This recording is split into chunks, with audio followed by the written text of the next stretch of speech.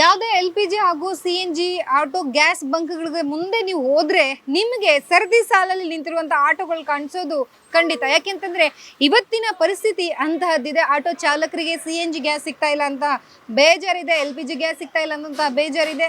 ಹಾಗಾಗಿ ಎಲ್ಲೇ ಹೋದ್ರೂ ಸಹ ಕ್ಯೂ ಅಲ್ಲಿ ನಿಂತ್ಕೊಂಡು ಇವತ್ತು ಏನು LPG ಗ್ಯಾಸ್ ಅನ್ನ ಪಡೆಯುವುದಕ್ಕೆ ಮುಂದಾಗ್ತಾ ಇದ್ದಾರೆ. ನನ್ನೊಟ್ಟಿಗೆ ಆಟೋ ಚಾಲಕರಿದ್ದಾರೆ, ಅವ್ರನ್ನ ಮಾತಾಡಿಸ್ತಾ ಹೋಗ್ತೀನಿ ಎಷ್ಟು ಕಷ್ಟ ಆಗ್ತಾ ಇದೆ ಅವರ ಜೀವನ ಅಂತ ಹೇಳಿ. ಯಾಕಂತಂದ್ರೆ ಎಲ್ಲದರ ದರವೂ ಏರಿಕೆ ಆಗಿದೆ.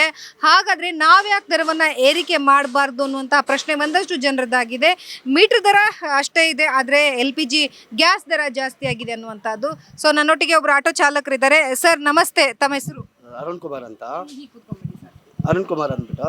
ತಾವು ಈಗ ಇಲ್ಲಿಗೆ ಬಂದಿದ್ದೀರಾ ಗ್ಯಾಸ್ ಹಾಕ್ಸ್ಕೊಳ್ಳೋದಕ್ಕೆ ಮಲ್ಲೇಶ್ವರಂ ಅಲ್ಲಿ. ತಾವು ಎಲ್ಲಿಂದ ಬಂದಿರೋದು ಸರ್? ಪೀಣ್ಯ ಸೆಕೆಂಡ್ ಸ್ಟೇಜ್ ಆ ಕಡೆಯಿಂದ ಬಂದಿರೋದು. ಹೆಂಗಿದೆ ಸರ್ ಸದ್ಯಕ್ಕೆ ಆಟೋ ರಿಕ್ಷಾದ ಬಿಸ್ನೆಸ್? ಸಿಗ್ತಾ ಇಲ್ಲ ಮೇಡಮ್, ಬಿಸ್ನೆಸ್ ಕಮ್ಮಿ ಇದೆ, ಎಲ್ಲೂ ಗ್ಯಾಸ್ ಸಿಗ್ತಾ ಇಲ್ಲ. ಆಲ್ಮೋಸ್ಟ್ ಎಲ್ಲಾದ್ರೂ ಗ್ಯಾಸ್ ಸಿಗ್ತಾ ಇದೆ ಅಂತ ಒಂದು ಪೆಟ್ರೋಲ್ ಬಂಕ್ ಹತ್ರ ಹೋದಂದ್ರೆ ಅಲ್ಲಿ 150ರಿಂದ 200 ಗಾಡಿಗಳಿರ್ತವೆ. ಆ ಲೈನ್ಗೆ ಹಾಕ್ತೀವಿ ಅಂತಂದರೆ ನಮಗೆ ಗ್ಯಾಸ್ ಸಿಗುತ್ತೆ ಸಿಗಲ್ಲ ಅನ್ನೋ ಡೌಟ್ ಇರುತ್ತೆ. ಕೆಲವರು ಲೈನ್ಗೆ ಹಾಕಿರ್ತಾರೆ, ನಾವು ತಗೊಂಡೋಗಿ ಲೈನ್ಗೆ ಹಾಕಿರ್ತೀವಿ. ಸುಮಾರು ಒಂದು 1 ಅವರ್ 2 ಅವರ್ ಅಲ್ಲೇ ಟೈಮ್ ವೇಸ್ಟ್ ಆಗುತ್ತೆ. ಹಂಗೂ ಹೋಗ್ತೀವಿ, ನಾವು ಬಂಕತ್ ಹತ್ರ ಹೋಗ್ತೀವಿ ಅನ್ನೋಷ್ಟರಲ್ಲಿ ಗ್ಯಾಸ್ ಖಾಲಿ ಆಗಿಬಿಡುತ್ತೆ. ಎಲ್ಲೇ ಹೋದ್ರೂ LPG ನೋ ಸ್ಟಾಕ್ ಅಂತ ಬೋರ್ಡ್ ಇದೆ.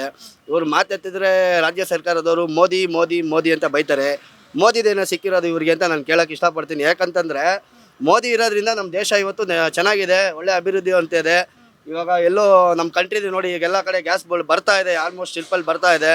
ಮೋದಿ ಮೋದಿ ಅಂತ ಹೇಳ್ಕೊತಾರೆ. ಮಿನಿ ಪಾಕಿಸ್ತಾನ ಎಲ್ಲಿದೆ ಅಂತಂದರೆ ನಾವು ಇಲ್ಲೇ ಇಟ್ಕೊಂಡಿದ್ದೀವಿ. ಕಾಂಗ್ರೆಸ್ ಅವರೇ ಮಿನಿ ಪಾಕಿಸ್ತಾನ ಅವರು, ನಾವೇ ಸಾಕೊಂಡಿದ್ದೀವಿ. ಮಾತೆತ್ತಿದ್ರೆ ಧರ್ಮ ಯುದ್ಧ ಅದು ಇದು ಅಂತ ಹೇಳ್ತಾರೆ. ಇಲ್ಲಿ ಆಟೋ LPGಗಳು ಸಿಗ್ತಾ ಇಲ್ಲ, CNGಗಳು ಸಿಗ್ತಾ ಇಲ್ಲ. 110 ರೂಪಾಯಿ ಹಾಕ್ತಾರೆ, ಒಂದೊಂದು ಕಡೆ 105 ರೂಪಾಯಿ ಹಾಕ್ತಾರೆ. ಅವ್ರು ಇಷ್ಟ ಬಂದಂಗೆ ರೈಟ್ಗಳು ಹಾಕ್ಕೊಂತಾರೆ. ಇನ್ನು ಕೆಲವರು ಪರವಾಗಿಲ್ಲ, ರೈಟ್ ಸಿಕ್ಕಿದ್ರೆ ಪರವಾಗಿಲ್ಲ ಅಂತ ನಾವು ಗ್ಯಾಸ್ ಹಾಕ್ಸ್ಕೋಣ ಅಂತ ಹೋಗ್ತೀವಿ, ಅಲ್ಲೂ ಗ್ಯಾಸ್ ಸಿಗಲ್ಲ. ಕಾಯಬೇಕು, 2 ಅವರ್ 3 ಅವರ್ ಕಾಯಬೇಕು, ಟೈಮ್ ವೇಸ್ಟ್ ಆಗುತ್ತೆ. ಮಾತೆತ್ತಿದ್ರೆ ಇವರು ಮೋದಿ ಮೋದಿ ಮೋದಿ ಅಂತ ಹೇಳ್ಕೊಳ್ತಾರೆ. ದಯವಿಟ್ಟು ಒಂದು ಹೇಳ್ತೀನಿ, ಕನ್ನಡದವ್ರಿಗೆ ಆಗಿರ್ಬೋದು, ಹಿಂದಿಯವ್ರಿಗೆ ಆಗಿರ್ಬೋದು, ನಮ್ಮ ಭಾಷೆ ನಮ್ಮ ಧರ್ಮ ಎಲ್ಲ ಒಂದೇ. ನಮ್ಮ ಭಾಷೆ ಯಾವುದೇ ಆಗಿರ್ಬೋದು, ಕನ್ನಡ, ತಮಿಳು, ತೆಲುಗು, ಹಿಂದಿ, ಮಲಯಾಳಿ, ಕೊಂಕಣಿ, ಮರಾಠಿ, ವೆಸ್ಟ್ ಬೆಂಗಾಲ್ ಎಲ್ಲ ಇರುತ್ತೆ. ನಮ್ಮ ಭಾಷೆ ಎಲ್ಲ ಬೇರೆ ಆಗಿರ್ಬೋದು, ನಮ್ಮ ಧರ್ಮ ಒಂದೇ. ನಾನು ಹೇಳ್ತೀನಿ, ದಯವಿಟ್ಟು ಕಾಂಗ್ರೆಸ್ಗೆ ಮಾತ್ರ ಓಟ್ ಹಾಕ್ಬೇಡಿ, ಕಾಂಗ್ರೆಸ್ಗೆ ಮಾತ್ರ ಓಟ್ ಹಾಕ್ಬೇಡಿ ನೀವು. ಸರ್ ಈಗ ನಿಮ್ಮ ಜೀವನ ಹೆಂಗಿದೆ ಸರ್ ಈಗ ಸದ್ಯಕ್ಕೆ? ಯಾಕಂತಂದ್ರೆ ಆಟೋ ಚಾಲಕರ ಜೀವನ ಈಗ ಒಂದ್ ಕಡೆ ಬಾಡಿಗೆ ಇಲ್ಲ, ಒಂದ್ ಕಡೆ CNG ಸಿಗ್ತಾ ಇಲ್ಲ ಅನ್ನುವಂಥ ಕೂಗುಗಳು ಕೇಳಿ ಬರ್ತಿದ್ದಾವೆ.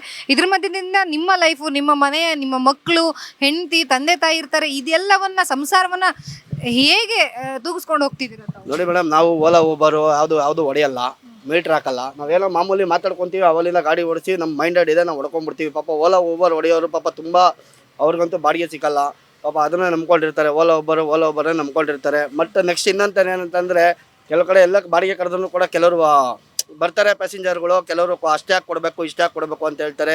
ನಾವು ಹೇಳ್ತೀವಿ ಓಲಾ ಜಾಸ್ತಿ ಆಗಿಬಿಟ್ಟಿದೆ, ಇದೆಲ್ಲ ಗ್ಯಾಸ್ ರೇಟ್ ಎಲ್ಲ ಜಾಸ್ತಿ ಆಗಿದೆ. ಕೆಲವರು ಅರ್ಥ ಮಾಡ್ಕೊಂಡಿರೋ ಕೊಡ್ತಾರೆ, ಇನ್ನು ಕೆಲವರು ಕೊಡಲ್ಲ. ನಾವೇನಿಲ್ಲ, ಸುಮಾರು ಏನಿಲ್ಲ 40ರಿಂದ 50 ಕಿಲೋಮೀಟ್ರ್ ದಿವಸ ಖಾಲಿ ಸುತ್ತಬೇಕಾಗುತ್ತೆ. ಆ ಥರ ಪರಿಸ್ಥಿತಿ ಆಗ್ಬಿಟ್ಟಿದೆ ಮೇಡಮ್.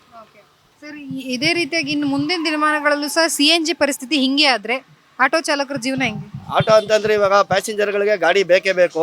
ಆಟೋ ಈಗ ನಾವು ಇಲ್ಲೆಲ್ಲ ಹೋಗ್ತೀವಿ ಅಂತಂದರೆ ಆಟೋ ಬೇಕೇ ಬೇಕು. ಗಾಡೀಲಿ ಗ್ಯಾಸ್ ಇಲ್ಲ ಅಂತಂದರೆ ನಾವು ಡ್ಯೂಟಿ ಮಾಡೋಕ್ಕಾಗಲ್ಲ. ಗಾಡೀಲಿ ಗ್ಯಾಸ್ ಇದ್ದರೆ ನಾವು ಬಂದು ಡ್ಯೂಟಿ ಮಾಡ್ಬೋದು. ಆಟೋನೇ ಸಿಕ್ಕಿಲ್ಲ ಅಂತಂದರೆ ಮಾಮೂಲಿ ಪ್ರಾಬ್ಲಮ್ಸ್ಗಳಾಗುತ್ತೆ, ಮಾಮೂಲಿ ಎಲ್ಲ ಜನಗಳಿಗೆಲ್ಲ ತೊಂದರೆ ಆಗುತ್ತೆ ಮೇಡಮ್. ಈಗ ಒಂದು ದಿನದಲ್ಲಿ ನೀವು ಎಷ್ಟು ರೂಪಾಯಿದು CNG ಸಿಲಿಂಡರ್ನ ಹಾಕ್ಸ್ಕೊತೀರಾ, ಗ್ಯಾಸ್ ಹಾಕ್ಸ್ಕೊತೀರಾ?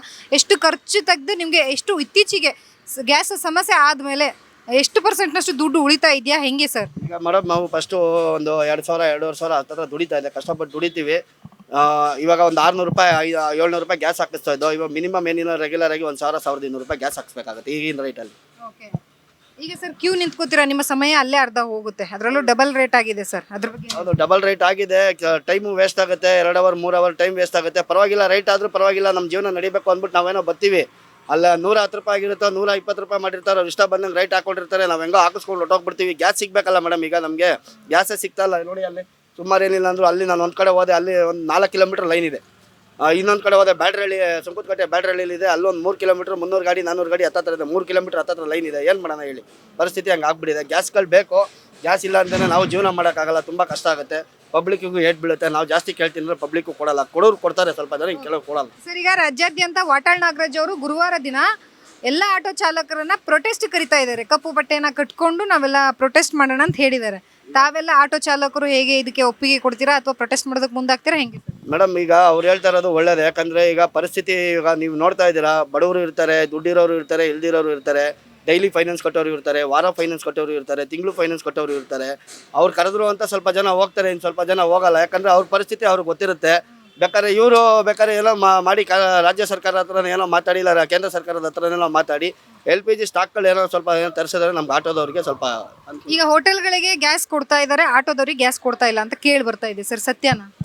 ಅದು ಸ್ವಲ್ಪ ಹೋಟ್ಲುಗಳು ಇವಾಗ ತೆಗಿತಲ್ದಿರೋದೆಲ್ಲ ಹೋಟ್ಲುಗಳೆಲ್ಲ ತೆಗಿತಾ ಇದ್ದಾರೆ ನೋಡಿ. ಈಗ ಅವರು ಹೋಟ್ಲುಗಳು ತೆಗ್ದಿದ್ದಾರೆ ಅಂದ್ಬಿಟ್ಟು ನಾವು ಇದು ಮಾಡ್ದಲ್ಲೇ ಇರೋಕ್ಕಾಗಲ್ಲ. ಅವ್ರದ್ದು ಜೀವನ ನಡಿಬೇಕು, ನಮ್ಮದು ಜೀವನ ನಡಿಬೇಕು, ಎಲ್ಲರಿಗೂ ಒಂದು ಸಮಾನತೆ ಇರಬೇಕು. ಸಮಾನತೆ ಇತ್ತು ಅಂತಂದರೆ ನಾವೇನೋ ಒಂದು ಮಾಡ್ಬೋದಲ್ಲ ಮೇಡಮ್. ಏನೂ ಇಲ್ಲ ಅಂತ ನಾವೇನು ಮಾಡೋಕೆ ಹೋಗೋಣ? ನೋಡಿದ್ರಲ್ಲ, ಒಟ್ಟಾರೆಯಾಗಿ ನಮಗೂ ಸಹ ಕಷ್ಟ ಆಗ್ತಾ ಇದೆ. ಆದಷ್ಟು ಬೇಗ ನಮಗೆ ಗ್ಯಾಸ್ ಅನ್ನ ಒದಗಿಸುವಂತ ಕೆಲಸವನ್ನ ಮಾಡಿದ್ರೆ ಉತ್ತಮ ಅನ್ನುವಂಥದ್ದು ಸರ್ಕಾರಕ್ಕೆ ಕೇಳ್ಕೊಂಡಿರುವಂಥದ್ದು. ಕ್ಯಾಮ್ರಾ ಪರ್ಸನ್ ಗುರುರಾಜ್ ಜೊತೆ ಲಕ್ಷ್ಮೀ ಬಾಗಲಕೋಟೆ, ಅಶ್ವಗ ನ್ಯೂಸ್, ಬೆಂಗಳೂರು.